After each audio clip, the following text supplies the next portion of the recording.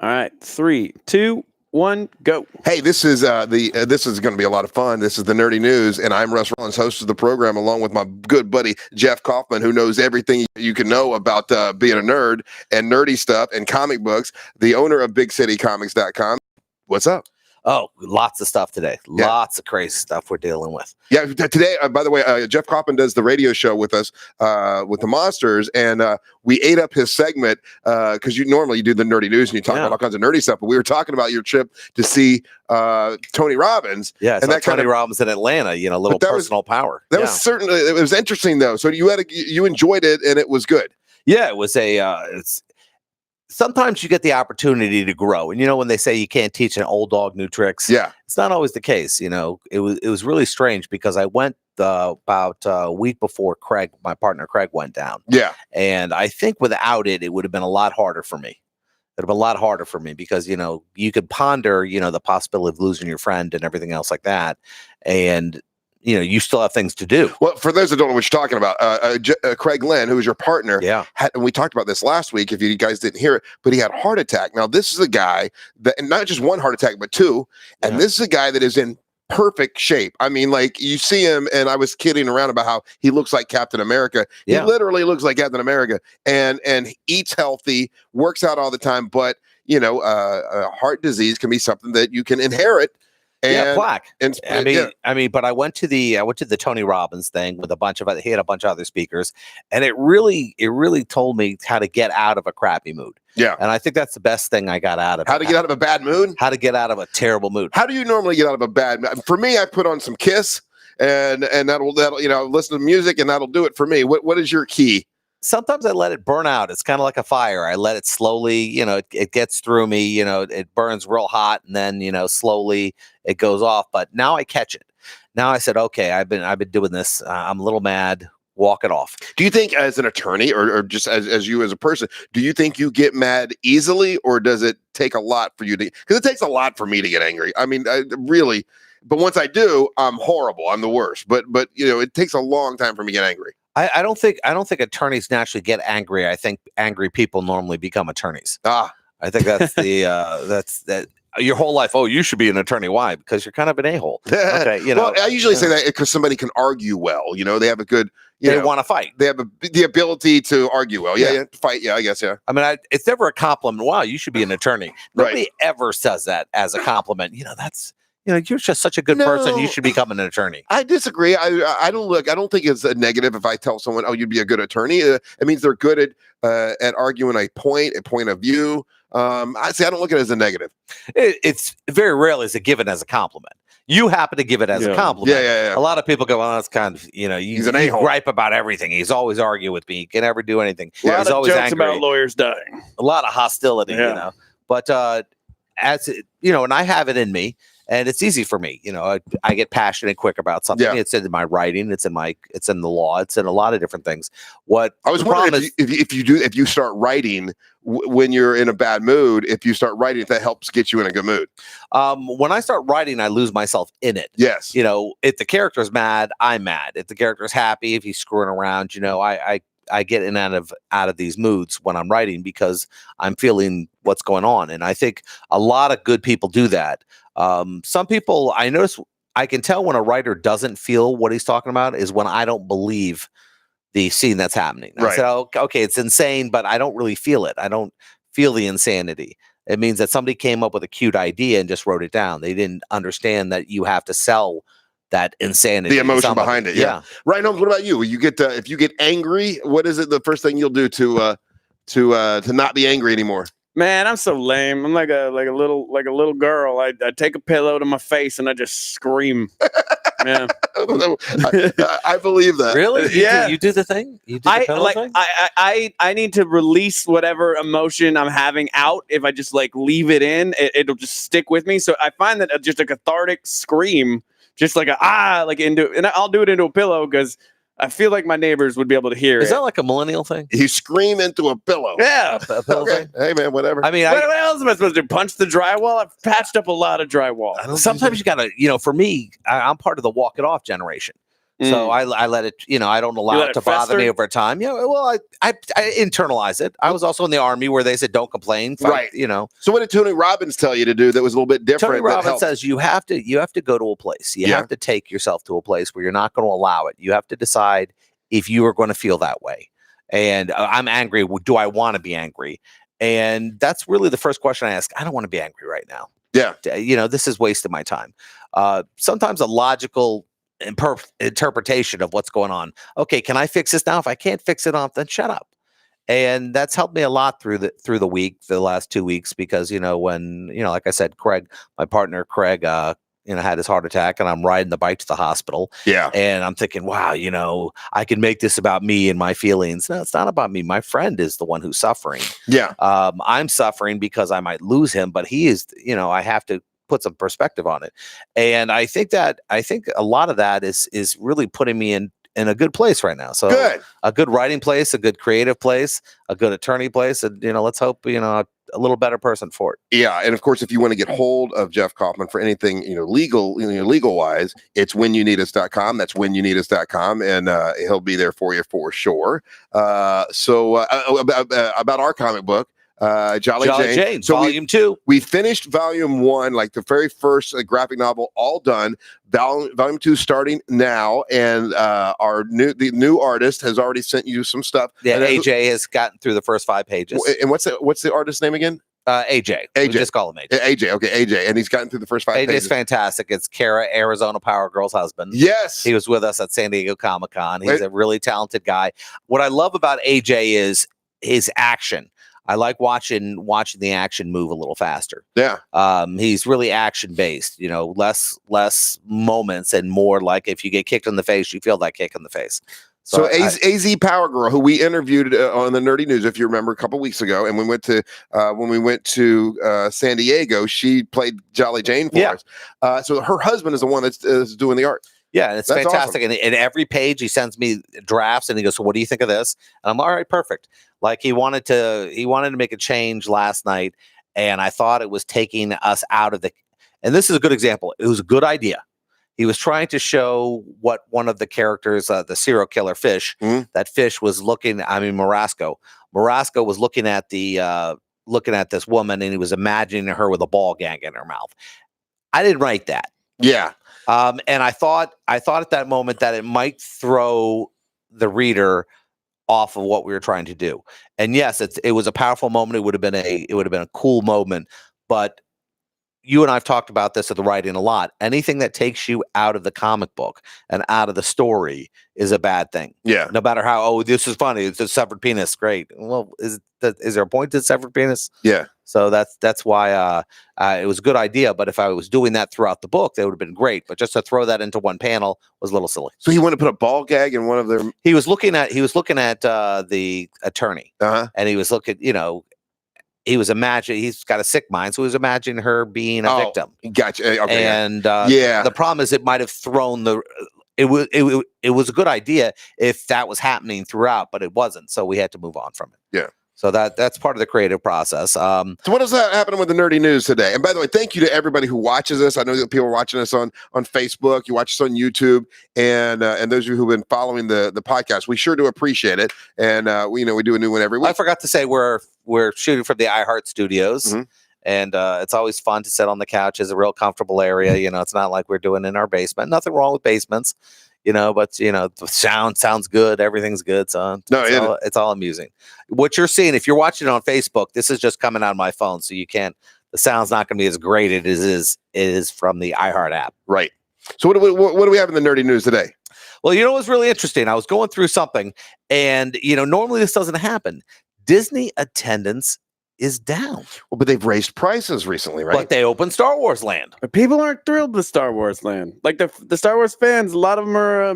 They got a lot of things to say on the internet about it. You mean Star Wars fans are complaining? Yeah. Well, you're kidding. That's not possible. These are the most understanding people in the world. You know what I mean?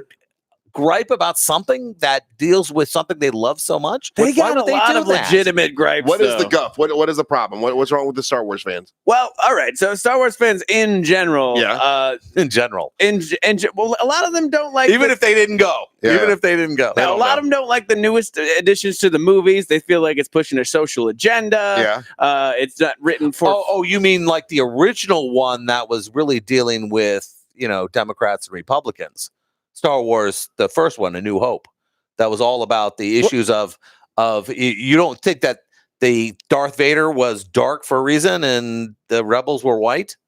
Really? Yeah, there was a lot of that. agendas in this stuff. There was a whole thing about it. My favorite thing that I've done recently, and it was just this, Nazis, not Nazis. It was a Scottish guy, a Scottish YouTuber who does Star Wars stuff, and the funniest thing is to have a serious Scottish person try to talk seriously about anything, especially something like Star Wars. It's just like, oh, I can't believe they did this and it was amazing. But he had a lot of valid points. And then I guess people aren't liking the land itself. Like, it's been very underwhelming. Captain, it would take me 6 years to build. You have 20 minutes. Okay. I was always like Scotty, but I know Star Trek. But That's Star Trek. Yeah. See, I don't think you can support Star Wars if you're Irish, because you have to be a Star Trek fan. Yeah, because of Scotty. Yeah. I mean, Scotland. I mean, it's not Ireland, but I mean. So they've raised the prices at Disney, and now attendance has dropped 3%. Attendance has dropped. But don't you now think that's revenue why hasn't dropped because they've been selling a ridiculous amount of lightsabers to make up for it. That's the point. I think that they raised the price because they probably did want to thin out the herd a little bit. I mean, the place is always packed. I mean, so you kind of want a little less people to go so the experience is positive for the people who pay. Well, you're a company, you want to make money though. Here's the problem, and but they're making money. Disney's making good money, and their policy is this: as long as we don't lose people, we're going to keep raising our prices, even if they're ridiculous raises. And it's really unfair because let's say I had a better experience. Let's say experience was a little bit better, but my annual pass now is $1,000 a year. Mm-hmm. And they're used to getting screwed in California.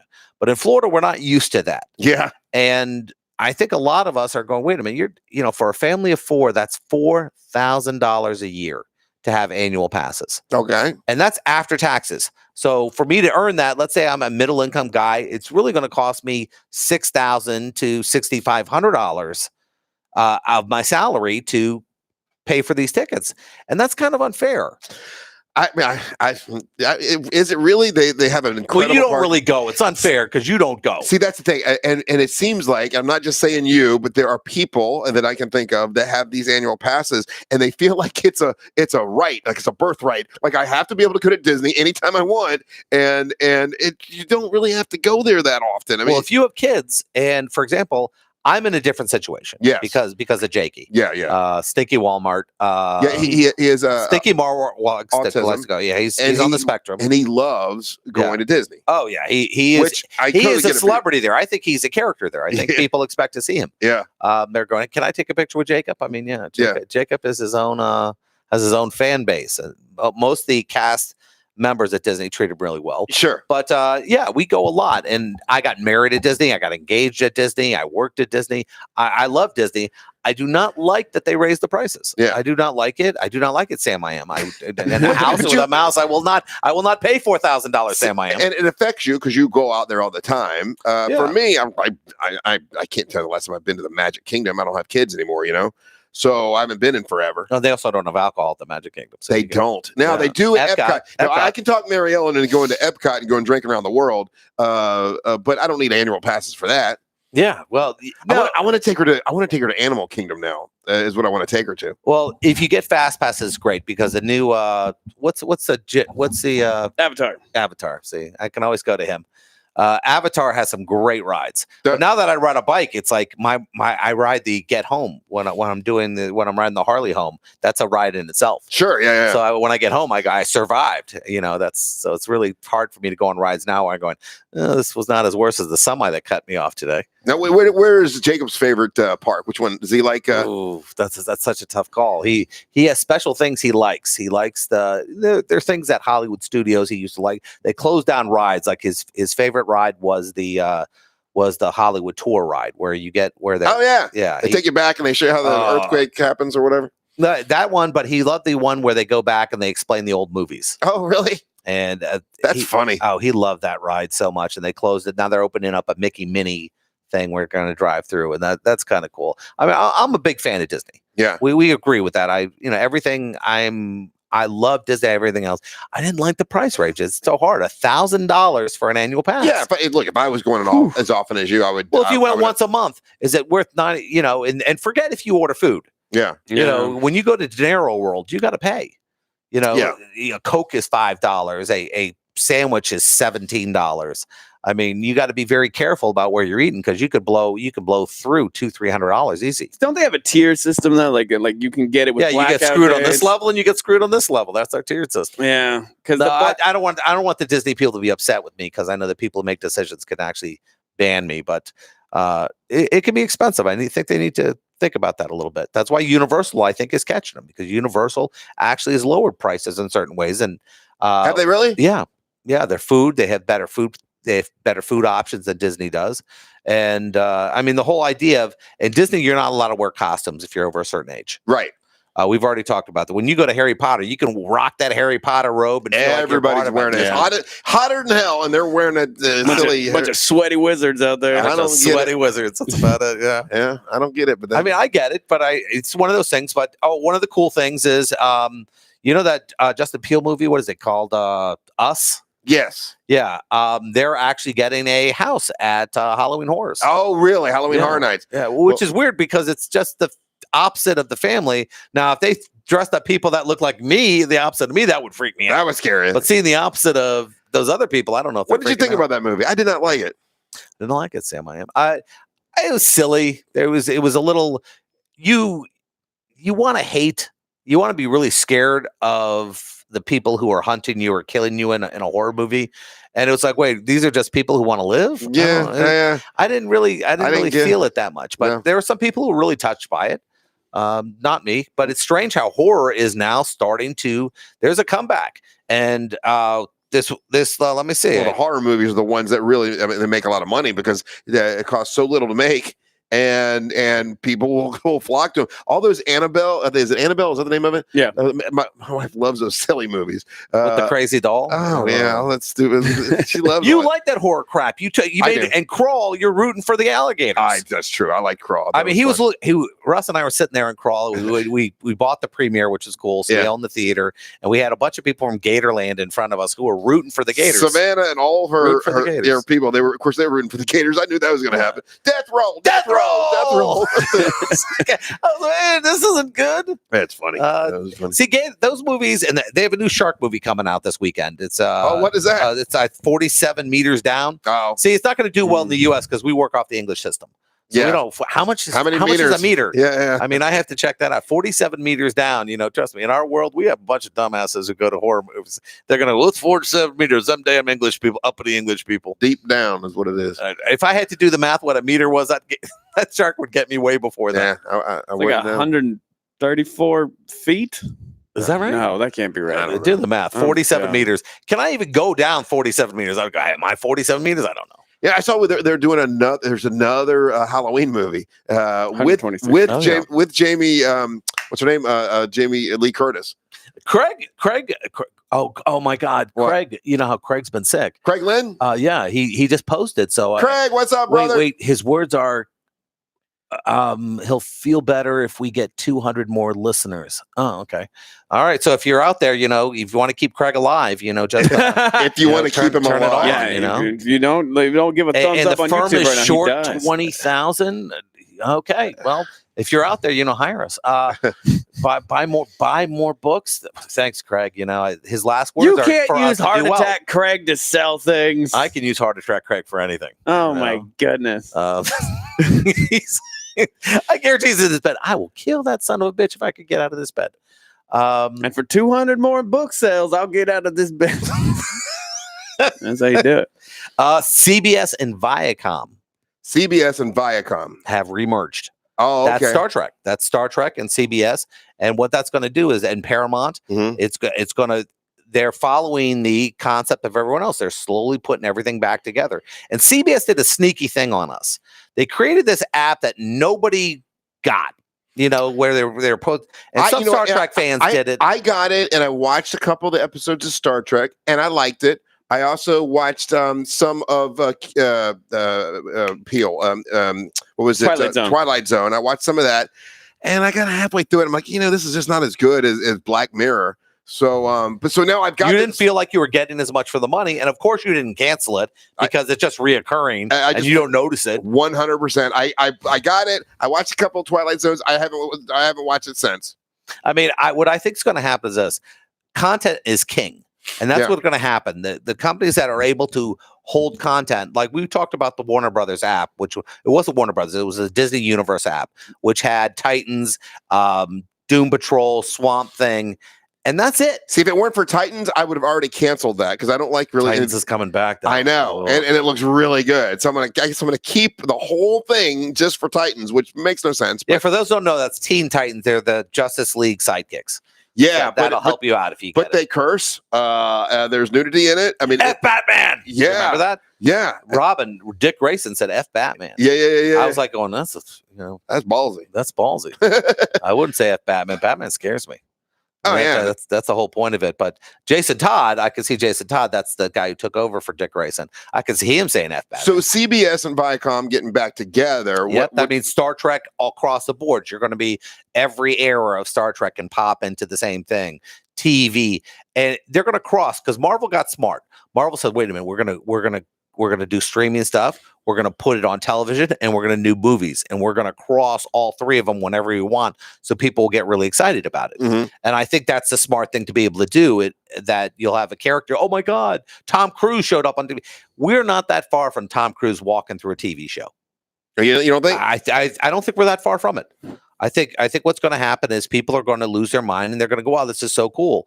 But the problem is Disney, as we know, acquired Fox.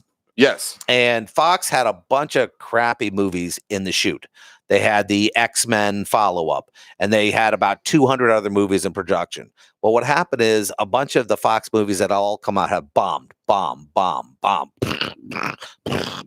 So Disney has been basically saying, okay, well, how about we cancel all these things? We'll cancel everything that we don't think can hold that has legs. So they've canceled, I'd say 95% of all of Fox's projects. Oh, really? And there was a new X-Men movie coming out that's called New Mutants. And it was about a younger generation of X-Men. And the last X-Men movie, it was terrible. Tanked, right? Oh, it was so bad. Yeah. Dark Phoenix, is that what it is? And it had you had J-Law in it. You had right, Jennifer Lawrence was in it. Yep. You had some big stars in it, but it just did not do very well. It was crap. That's the best way to say it. It was so boring. It had no life. It was just darkness. From what I heard, they were rewriting the script while they're filming it. Just stick with something. Stick with it. Move on. Yeah, do some impromptu everything once in a while. Do some Wolverine telling people to go screw themselves. But keep to a script. Yeah. And that's the guy was changing it every day. How about we stick with blockbuster producers? If you're a blockbuster movie guy, when I say blockbuster, I mean a guy who makes big movies. Mm-hmm. Don't give it to the guy who just did a handheld job. Don't give a $200 million budget to a guy who the most he's ever spent on a movie is $5 million. Let him intern under somebody before you give somebody that opportunity. And Disney is now cutting films. They're just slashing and they're delaying movies. They don't quite know it. The Fox thing wasn't really meant. They weren't really buying Fox to get the movies they were producing. Right. They wanted the characters. They wanted the other third of Hulu. Because we've talked about that before, that for those who don't know, Disney now owns about 2/3 of Hulu. Now, if you never got Hulu, you really don't care.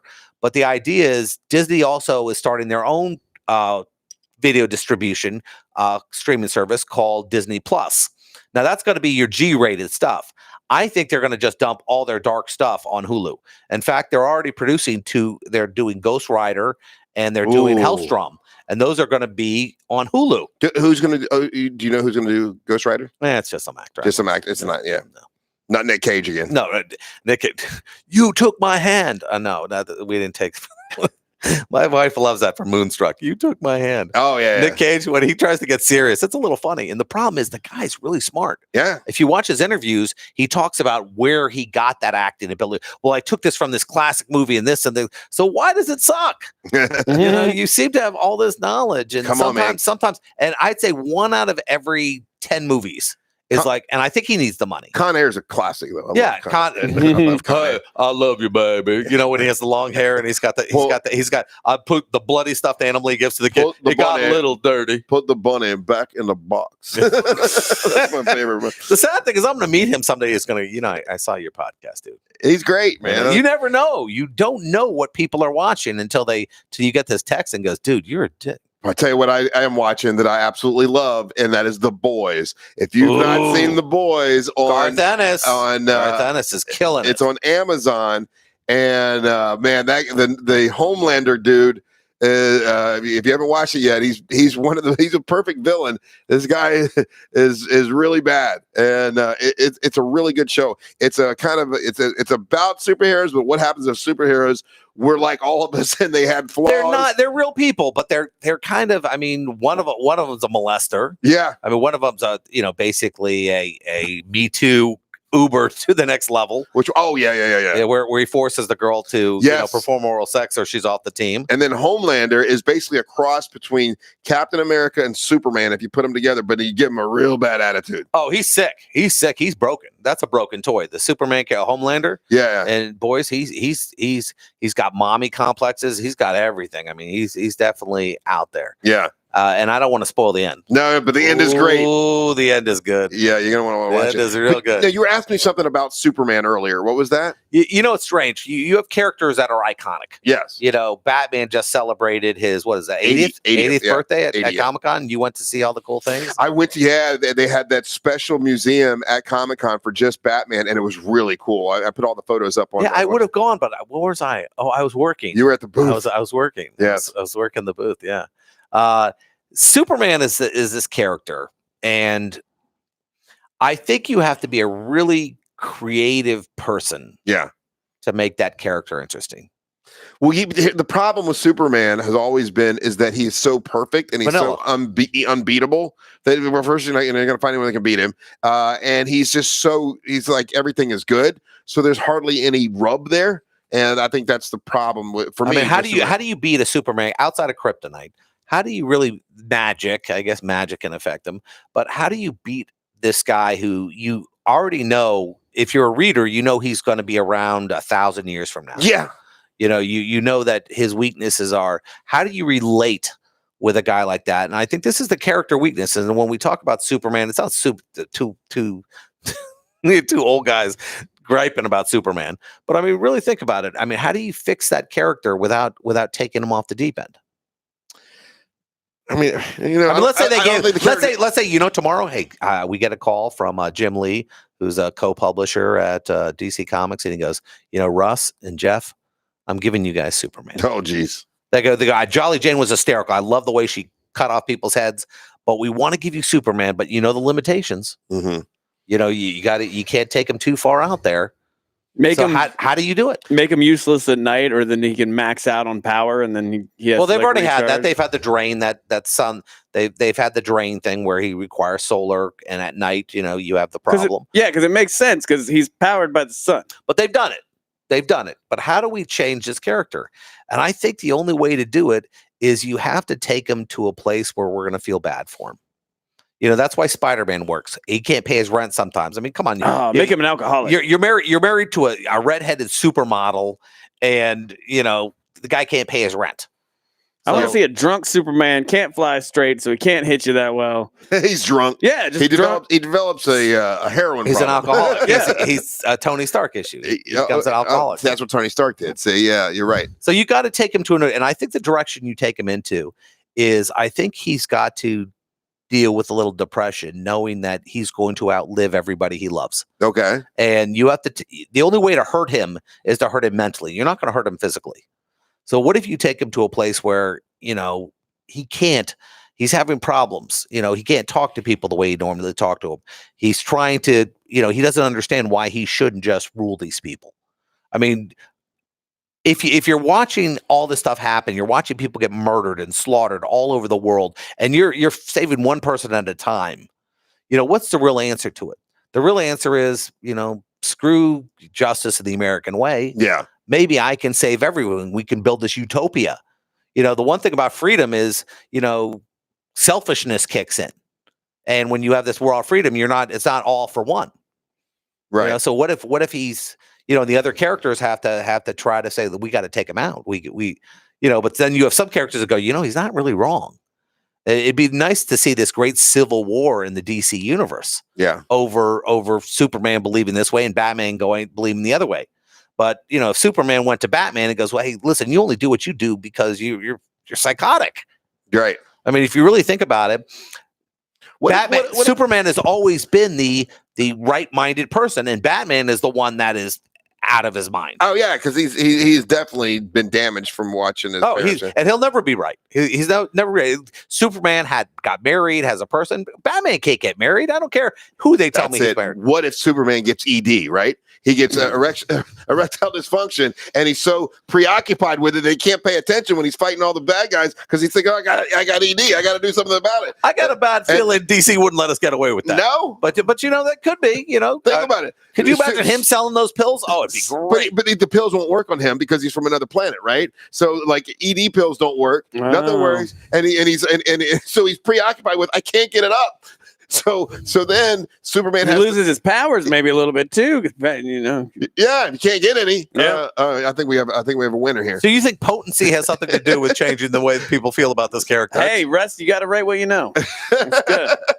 It's a good move. I mean, it could happen. It could happen. I mean, I could see that. You have erectile dysfunction, Superman. And he's like, oh man, it won't work. And he's and Lex Luthor is the only one. I got the pill. Yeah, he's got one big pill. For the horse pill every once a day. You have to come to me for it for one last super boner. Yeah. Okay. I guess. I mean, I think everything. I think there's reality, possibly, and all that stuff. Okay. What else? I mean, now that we've talked about it, we've talked about the superhero movies. Superhero movies. Yeah. Yeah. And what really makes a terrible superhero movie? Is it just solely that people don't go, or is it just that, or it just it's just poorly written? I mean, for example, Ghost Rider. We brought up Nicolas Cage. The movie didn't lose money. I liked it. I did not dislike it. They had Sam Elliott in it, who's a badass. He's got a great mustache. He's got a great mustache. He's got a great voice. I didn't mind that movie as much as everybody else did. When I think of a horrible superhero movie, the worst of all is Batman and Robin. That's terrible. And Howard the Duck was pretty bad. I don't even count that because that's stupid. But Batman and Robin was so bad. Hey, we can't say that because the guy who drew our we did a little sub project for a friend of ours who asked us to write 10 pages of his book. Yeah. Called the Healing. Yeah. The guy who did the artwork created Howard the Duck. Oh, did he really? Yeah. So my bad. So the movie was terrible, but the book itself, but the character is good. Movie was terrible, but Batman and Robin, you can go through and find all. I mean, there's if you go to YouTube or whatever, they've got all the different things in Batman and Robin that were so out of sync. The cod piece was weird in the nipples. Stupid. I mean, why the nipples? That was the weirdest. The nipples on the bad costume. I think because it was George Clooney, and they thought that he's got this sex appeal with the ladies, so let's really sexy it up and give him nipples. Who made that decision? I don't know. I'd like to call out the guy who made the nipple decision. It was Nicky Nipples. Could you do me a favor? While we're talking, research who did the nipples on the basketball. Who chose nipples? It was either a woman or a gay guy. One of the two. I don't know. I don't think a woman would go, yeah, let's put some nipples on these things. Probably not. I'm going with gay guy. So we got to shoot. It'd be interesting. Yeah. Joel Silver, might have done it. But that is by far the worst of all superhero movies. I can't think of one worse. I don't know. What do you think? What do you think is worse? Steel was pretty bad. And I love Shaq. Shaq's a great guy, but the Steel character, that was a little weird. I didn't even watch it, so I can't. How did you not see it? He's hometown. You got to watch it. I love Shaq, but it just looked dumb going in. it to my kids. His mother lives across the street from us. Shaq's great. I love Shaq. Her name's Lucille, so it's kind of funny. So every time I see her, I remember the old Magic game. So I go, Lucille O'Neal. So yeah, she's great. Daredevil. I liked Daredevil with Ben Affleck. I thought it was good. Catwoman. Seriously, terrible, absolutely terrible. That's up there. That's up there with a hunk of crap. Yeah, that's pretty bad. That's pretty. They have her walk. They go, okay, this is what we'll do. We'll watch Halle Berry walk across a rooftop for hours. And hold on, it wasn't bad to look at the first time. To watching her, the whole movie can't be about her walking places. Yeah, it was her walking like a cat. Yeah, I mean, there's a lot of things that when you look at this stuff and you're going, the biggest flops. Like everyone thought Waterworld was the biggest flop. I liked Waterworld. I liked Waterworld too. It made money. Yeah. And that's what people didn't realize. When you do stuff like that, what really Judge Dredd is another example. Judge Dredd. I'm not. Which one? The Stallone version or the new one? Oh, I've only seen the Stallone version. There's a new one? Yeah. Well, that's not new for you. It's new for you. It's about 4 years old. 4 or 5 years old. Judge Dredd? Yeah, it was with Keith Urban. Carl Urban. Keith Urban. Carl Urban. Carl Urban. I think Keith Urban. It's one of the Urbans.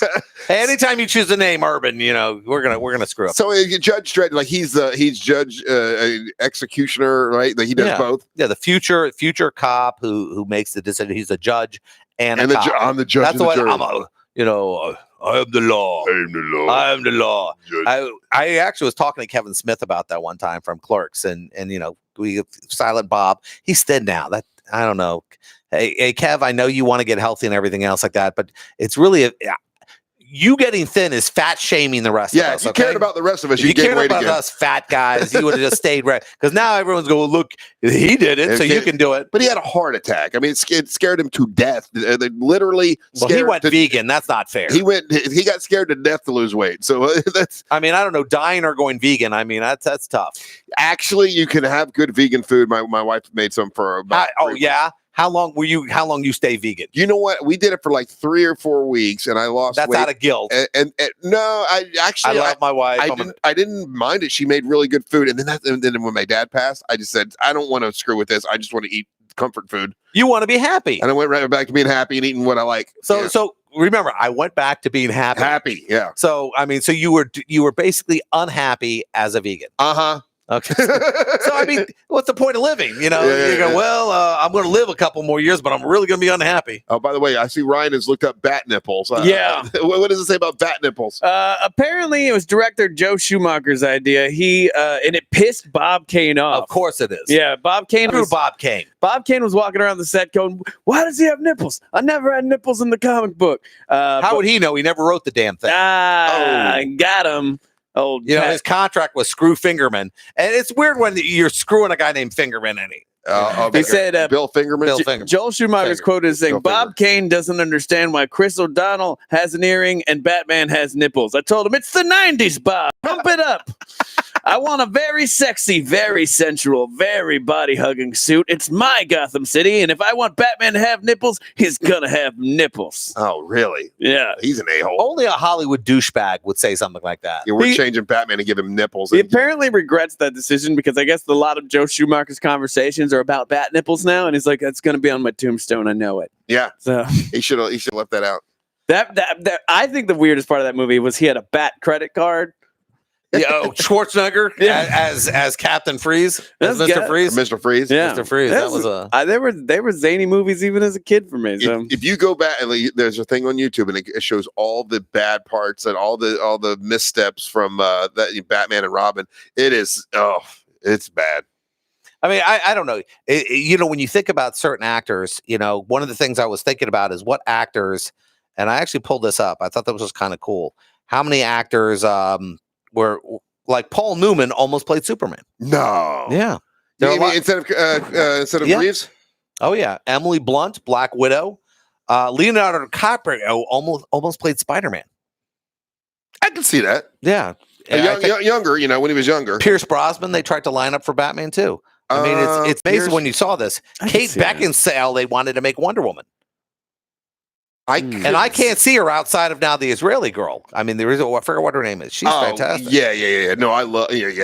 Gal Gadot. She reminds me of Gal Gadot. She looks. Yeah, that to me, she's a perfect Wonder Woman. And Mel Gibson was supposed to be Odin in Thor, but since he hates Jews, they didn't think it was a good idea. Yeah. You know, it's always strange to me. You know, Asgard full of Jewish people. Yeah, that's always little known fact. Yeah, that's a video that I don't know how ever got destroyed. The Mel Gibson DUI video when they pull him over and he blames it on the Jews. It's the Jews' fault.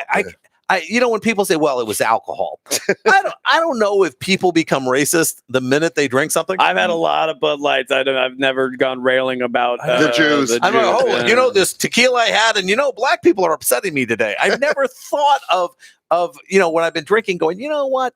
What I think alcohol does is it just, you know, some people chemically they go off the deep end, and I can agree. You become, you know, there are some people who chemically go crazy, but I've never discovered that anybody who became racist who wasn't just a little bit racist before he had that drink.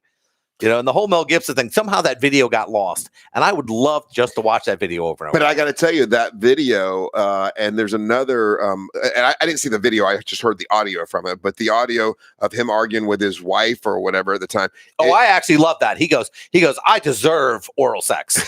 Man, that is the only thing that definitely changed. As a Jew, that's the only thing that I forgive him for, because I'm going, well, hold on a second. He did say I work hard, I deserve a blowjob, and I to me, that's hysterical. For me, if a woman said to me, you know, I've been taking care of this whole house all day, I deserve you to take care of my business. Yeah. I'd go, you know what? I think she has a point. I think she has a point. Yeah, that was quite an argument he had. Oh, I love that. That was my favorite. But it changed my view on him. I mean, like, because the Mel Gibson he's racist, but he deserves a blowjob. No, but the Mel Gibson we knew, it wasn't racist. He was the funny guy from Lethal Weapon. You're like, oh, he's so witty and so funny and good looking. He was a suicidal guy on Lethal Weapon. Yeah. Who always was like sticking the gun in his mouth and everything else. Who would have guessed he would hate Jews and demand blowjobs? I had no idea. Yeah, it's now it's great because in Hollywood they'll forgive you real quick. Yeah. So I saw him at the Oscars and he's in a room and I was going, God, you think all the Jewish people in the room are just pretending that he's okay so they could all just kill him? Yeah. We'll lure him in, you know, like how you catch like live, like, well, can you search, get your prey? Can you talk yourself out of being racist? Like, I wonder if you could go to, you know, like I think talking yourself out of being racist is the same as gay people becoming straight. I don't know if that's possible. I don't think you could go to a racist camp. You know, it'd be. You know, I think it's something taught, and you can unteach it. I think. I think if you have a bad moment, I think change. This is what I learned about change. Mm-hmm. Change works like this, and I don't care what you're going to tell me. All these people online going, I can change. Okay, change works from either great dissatisfaction. Mm-hmm. That's really the thing. Dissatisfaction or pain. Something has caused you a lot of pain that says, listen, I can't do this anymore. Like the heart attack. I had a heart attack. I almost died. I felt like my heart was coming out my neck. I better become vegan. I mean, but change doesn't just happen naturally. You have to suffer. I don't think you can just therapy it out of you. You have to want the therapy. So I don't know if Mel Gibson looked up. He goes, you know, I'd really love to love some Jews. You know, let me go to therapy. Or my career's going to crap. I better like hang out with some rabbis. Yeah, because I love this. One rabbi got up and he goes, man, it seems like he's not a Jew. He doesn't hate me, so he can't hate the rest of the Jews. Dude, trust me, you don't want to be around Mel when the plane goes down because he's going to eat you first. Okay. Mel Gibson. I used to like him, man, but yeah, he and now when you see him, he looks like a grumpy old man. He is a grumpy old man, though. That's yeah. I can't. I wish I could say I could forgive him. But you can't. I can't. I just can't. What would it take for you to forgive Mel Gibson? Okay, yeah. What would it take for me to forgive Mel Gibson? You know what it would take? I thought about creating this reality show and call it Redemption. Mm-hmm. And for 30 days, just put somebody through the ringer. I mean, make him suffer, make him cry, make him do all the things, you know. My God. Check out Jeff's new show, Torture Camp. Hey, screw that. Who's the guy who the dog fighter, the quarterback who was Michael Vick. Michael Vick. Yeah. Michael Vick, I would have forced Michael Vick to work at a pound. I would have forced him to see what it's like for dogs to suffer. So that he would go, you know what? I get it. I was wrong. Yeah. I would force Mel Gibson to sit there and listen to these stories from the survivors from the Holocaust and sit there and talk about how my daughter was made into soap. I mean, I would force him to say, hey, guess what? You know, all the BS and all your Hollywood crap that you've been living with all the time where people are picking out your M&Ms, your special colors, this isn't the real world. People have suffered, and until you accept that, you're not going to get it. And I think 30 days of that, where you have to park their egos at the door and they see what pain is really like, that they might get it. And so I said, change comes from pain or great dissatisfaction. So if he did that and then he apologized, you would accept it? I don't think he would need to apologize to me after he did it. No? I think he would go, I get it. Yeah. I get it. I think apologies are like a-holes. Everyone has them. Right. You can just say, people say it, they will apologize just so you're like, hey, I apologize. I was wrong. So I love the Hollywood actors who did blackface. And they're like, oh, I'm so sorry. And you should add the rest of it that I can't get hired because I did that. Mm-hmm. I'm so sorry that I'm in trouble now because of all this stuff. Did you see Sarah Silverman's blackface thing? Oh, I gotta be honest with Sarah Silverman. I love when a Hollywood jerk off, and that's what I call these people. The people who they think they're their friends. They go, oh no, you shouldn't do this, you should do that. And then when they go after them, they go, no, I'm on your side. There are no sides out there. The minute they'll turn on you when the wind blows. Sarah Silverman, you have done everything to try to be on the whatever agenda they had out there. You were there for them. And the minute they can turn on you, they did. They did, yeah. So your apology means nothing to them. She just got fired off a Hollywood show. She was supposed to start it. Because they went back and they found that she did a blackface thing, and I don't know what it was. And the problem with comedy is this: when does it get to a point where you go, no, you can't tell that joke? You're not the right skin color. You're not the right this. You're not the right that. When do people get to tell you what they consider funny? How many people have to be offended by a joke for it not to be okay? You just have to lose business, is what it is. You don't get hired, you lose business. You think the South Park people give a rat's ass? What happens? I mean, these guys, and you know what they say about the South Park guys? And I love this. And this is what these comedians should do. Hey, listen, that's just me. Like George Carlin. If you've ever seen George Carlin in concert, he offended you on levels that you didn't think you could be offended on. Right. And you walked out of there, you go, well, that's just George Carlin. That's just George Carlin, yeah. And that's just Garth Ennis for the boys. Mm-hmm. That's just you and I for Jolly Jane.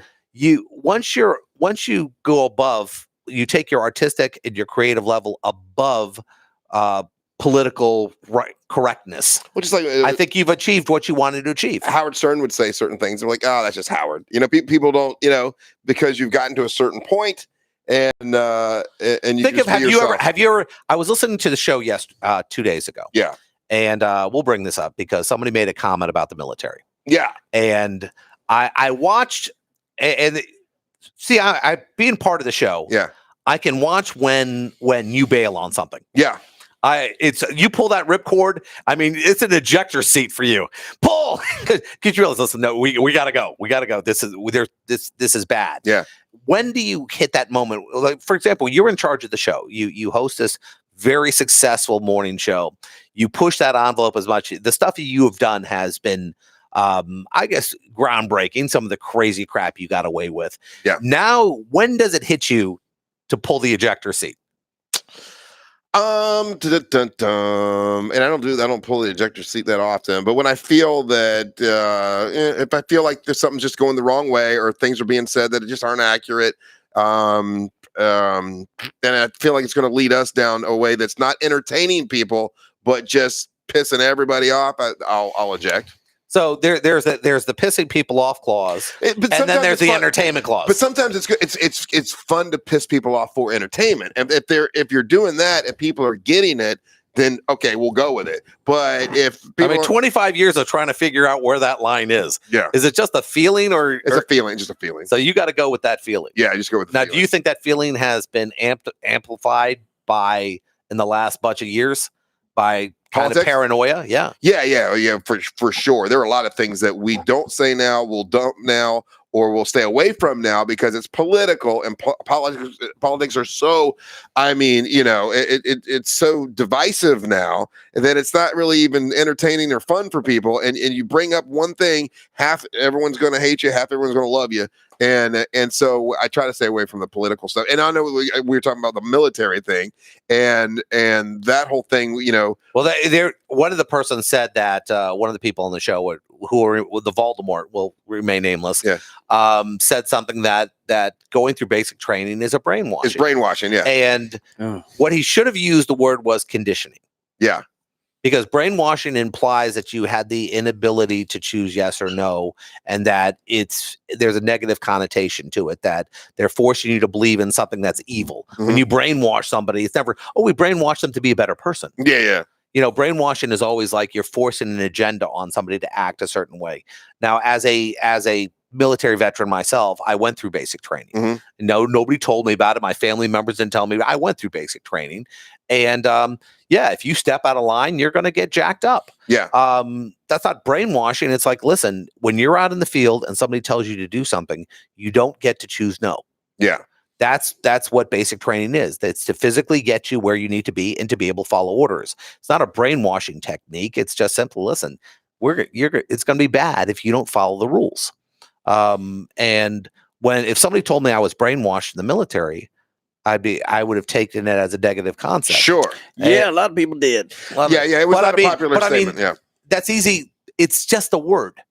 But because that word has such a negative connotation, people took it a certain way. If the word would have been conditioned, you're conditioned to do certain things, people go, oh yeah, I was conditioned. Yeah. Well, and when we talked about that, I even started by saying, listen, I don't think I am qualified to even talk about this because I was not in the military, so I don't know. But I can say now, my father, who was a Marine, and he would say on many occasions, "Man, you going when they're brainwashing us." Like that's what he would say. He might say that, but he was the Marine, and he can say that if he wants to. I, on the other hand, not in the situation, don't really know. I know what I've been told, but it's strange how a simple word or simple this, the offending people. I mean, like when we were writing and we talk about certain dialogue, and I said, well, that dialogue is a little racist. And it's like, no, it's not racist, Jeff. It's all going to be taken by somebody. Now, I think when you said, I have a feeling, and that's the same thing. Like you go, Jeff, how do you say this? The TWAT, for those who can't spell. I had a character use it. And oh my God, that's horrible. No, it's because she's a woman. It's okay when a woman uses the word. Right. The guy uses the word, we want the guy's head cut off. Right. I mean, so you get away with stuff like that. And that's the hard part about this agenda-based world we live in. I mean, how mad are people going to get at us? They're going, oh, Jeff said on the couch, because we were talking about racism and we were talking what's racist or not racist. Right. And of course I get a message across Facebook about it. And I said, no, I think having the dialogue, talking about it is more important than just saying you can't talk about this. Yeah. I mean, and we were and here's the thing. I always feel that if something's racist, it has to come from a hateful thing. If you're just bringing up a stereotype, to me, that's not racist. It's just like you're pointing out, hey, there's a stereotype, whether it's true or not true, it's there. So yeah, we've had that discussion. Like if we want to talk, like if you and I started a conversation, I said, do you think Heath Ledger won the Oscar because he died? And I don't. I think he deserved it. You know how many people would be mad? They'd go, you're putting him down. He can't defend himself. All this other crap. Yeah. Just having that discussion would make people crazy. Yeah. I mean, I remember seeing Batman and going, Heath Ledger. I said, holy jeez. It was great. And what you didn't know was they actually wanted him to be Batman. Oh, really? Yeah. Heath Ledger was one of those people who they thought were going to be Batman. I could see him doing that. I mean, all these characters who have turned down roles, for example, like Joseph Gordon-Levitt turned down Star-Lord from Guardians of the Galaxy. Oh, really? A lot of these guys don't think that the movies are going to be good. Will Smith was actually offered Superman. It just goes to show you what people, because you're a celebrity, we're going to put you in this part, even if you fit it or not. And I'm not saying Will Smith would be a bad Superman. I see now. I got a problem with that. Everybody's going to say that's racist to say. Superman's not black. I don't care. He's not a black man. He's a white man. It has always been. So why? I don't understand changing. That makes no sense to me. It's like saying, we're going to make Black Panther white now. Why? Well, he's a black character. That's how it's written. What happens is, and I do get this, and this is because I've actually seen it. When we talk about redemption, we talk about a redemption moment where you see something happen, you're going, okay, I get it. It was like the Spider-Man. I've done enough conventions that I realized there are only so many black characters. And if you're an African-American guy, black guy, I'm not worried about labels. It wears me out. But if you're black and you go, well, who do I have? Well, I don't have Spider-Man. You got Black Panther. He's this African prince who doesn't even sound like me. Cyborg, you got him. Yeah, they're all geniuses. Yeah. Where is somebody like me? You're right. Where's my Peter Parker?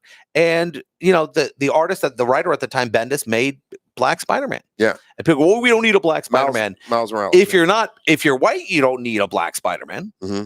But if you're black, you need a Black Spider-Man. Yeah. I mean, like Indian characters, other than their own cultural characters, they don't exist. So who are they going to root for? Who does an Indian root for? What superhero? I dare you. I bet you can't come up with one Indian superhero right now. Tonto? No. That's Native American. Stop it. What is wrong with you? What is Tonto? I'm trying to make him laugh. He's not paying attention to this. Tonto. No, think of an Indian nationality. Is there an Indian superhero that you know? Okay. I want to say Slumdog Millionaire isn't a Superman. No, I can't think of one. No. See, that's the point. Yeah. So imagine you're growing up Indian. Yeah. Or Spanish. Name a Spanish superhero. It's hard for you. I can name them. There was one. There was a Flash, right? Wasn't there a Flash that was Spanish? No. You mean? Are we talking about on TV? Oh, I don't think there's I don't think the Spanish. Speedy Gonzalez. No, they don't count. That's a racist mouse. Okay, my bad.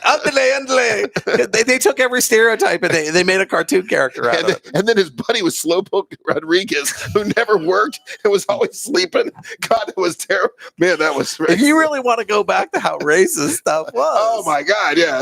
Like every black character in the 40s.